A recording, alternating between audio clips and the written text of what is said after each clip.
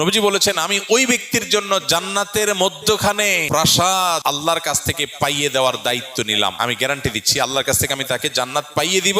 যে ব্যক্তি ঝগড়া করার উপলক্ষ তৈরি হওয়ার পরেও অন্যায়ভাবে তার উপরে জুলুম করা হচ্ছে, তারপরে সে কথা বাড়াচ্ছে না কেন, ঝগড়া বাড়বে সেজন্য। সে নিজেকে নিয়ন্ত্রণ করছে, মুখ বুজে চলে আসছে, কথা বাড়াই নাই, পুরা উল্টা পাল্টা বলতেছে, পুরা অন্যায় করতেছে। চাইলেই এখানে এটাকে নিয়ে সামনে বাড়ায় ঝগড়া করা যায়, কিন্তু সে ঝগড়াটা এড়াইতে চাচ্ছে, এই জন্য বলছে ভাই থাক, ঠিক আছে ভাই আপনি যা বুঝছেন ওকে। সে সামনে কথা বাড়াইতে চায় না। নিজের ন্যায়ের উপরে থাকা সত্ত্বেও, ন্যায়ের উপরে থাকলে সাধারণত একটু ঝগড়া করতে বেশি মন চায় না। শয়তান তখন উস্কায়, শয়তান বলে যে এই তুমি চুপ থাকবা, কি দুঃখে মিয়া। সে তো উল্টা পাল্টা কথা বলতেছে। আরে এসব উল্টা কথা মানা যায় নাকি? ঝগড়া করার পর কেউ জিজ্ঞেস করে ভাই এত চেঁচাচেঁতি গেলে, আরে ভাই কি উল্টা পাল্টা কথা শোনেন না, মাথা ঠিক থাকে। শয়তান যুক্তি দেখায় না। কিন্তু ইমানদার, বুদ্ধিমান ইমানদার যে ওই যে জান্নাতে আল্লাহ নবীর দায়িত্ব নেওয়া প্রাসাদের মালিক হতে চায়, সে কি করবে? সে সবর করবে। সে দেখতেছে উল্টা পাল্টা হচ্ছে, দেখছে যে কথা বললে এখানে ঝগড়া হবে, ঝগড়া হলে আমার মেজাজটা গরম হবে, তার চাইতে বলে ভাই ঠিক আছে ভাই।